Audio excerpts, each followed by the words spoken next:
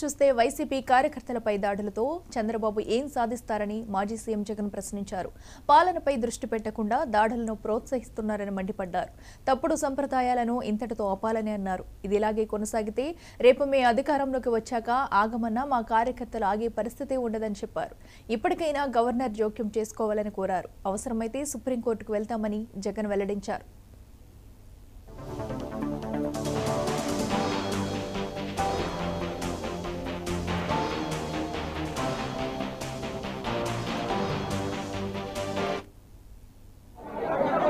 చాటడం కోసం ఒక పథకం ప్రకారం అక్కడ కర్రలతో అతి దారుణంగా దాదాపుగా 20 మంది కలిసి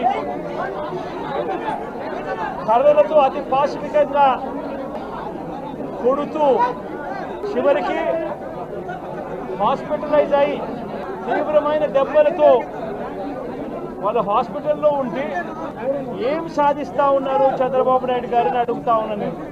మీరు చేసే ఈ కిరాతకాలు, ఈ దారుణాలు వాళ్ళ ప్రజలు ఏమన్నా భయపడతారనుకుంటున్నారా? ఎవరు భయపడరు. ఇది ఇంకా కోపంగా మారుతుంది.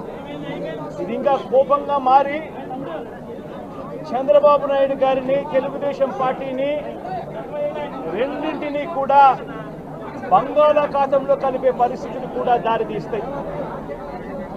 మామూలుగా ఒక కొత్త ప్రభుత్వం వస్తే ఆ ప్రభుత్వం మీద వ్యతిరేకత రావడానికి కాస్త కూస్త టైం పడుతుంది. కానీ మొట్టమొదటిసారిగా చూస్తూ ఉన్నాం చంద్రబాబు నాయుడు గారి మీద వ్యతిరేకత అన్నది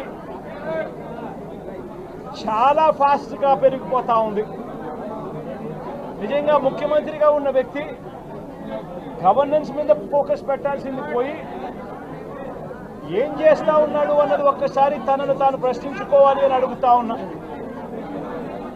ఈరోజు రైతులకు సంబంధించి వ్యవసాయం రైతు భరోసా సొమ్మును కూడా ఇవ్వకుండా, ఎక్కువ చేసి ఇస్తానన్న రైతు భరోసా సొమ్మును కూడా ఇవ్వకుండా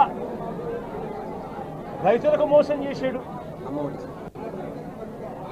పిల్లలు బడులకు పోతా ఉన్నారు. ఎంతమంది పిల్లలు బడులకు పోతా ఉన్నారు అన్నది అందరికీ తెలిసిన లెక్కలే.